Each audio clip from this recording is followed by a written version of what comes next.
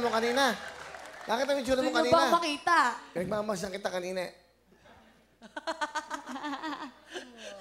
Akala niya talaga meron. Naks. Iba talaga nadadaan ng makeup.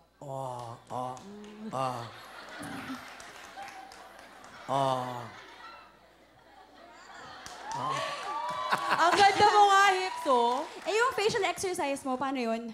Tinuturuan ko sila kasi parang kami ganyan, di ba? Dapat bago ka sumalang ka. Bakit? Para saan? Ganon. Para saan? Para masana yung mukha mo kapag... Siguro yung boyfriend mo talagang... hanggang ngayon, nandiyan pa yung boyfriend mo, ganyan ang tsura mo. Actually, Will, hindi ko dapat sabihin dito, pero... Nahuli ko, may kasamang iba. Classmate niya eh. Dapat di ko sasabihin, pero nasabi ko na eh. Sa Facebook, no? Oo. Nahuli mo. May boyfriend kasi to, si Bebe Loves. Oo, Bebe Loves, alam mo na, kahit naman ganyan ka talaga. Hindi, nakita ko lang sa ano niya, sa messenger niya, nakasend sa kanya.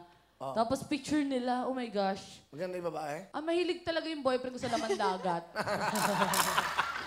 Oo nga, kasi si Tito, yung papa niya mismo nagsabi sa akin, ano ba naman yung pinagseselosa mo? Ikaw hipon, ito bisugo. Hindi ko alam kung pinapagaan lang talaga yung loob ko ng papa niya eh. Pero thank you to. Hindi, nung nahuli mo, Wala lang, parang, aray, sakit naman niya eh. Parang, I didn't deserve that. Ayoko na mag-English, di ko kaya. Pero inamin ni Bebe Loves. sino daw yun? Tropa. Sasaktan ka ba? Hindi lahat na nakangiti, masaya. Ano? Masaya pa ba kayo lahat? Masaya lang tayo. Hindi kasi ako malungkot ako kasi yung dati kong girlfriend, nakita ko rin may kasama. Sakit. Ganyan din. Pumunta sila sa Tagaytay. Tapos nalaman ko, tumahimik na lang ako. Tiniis ko na lang.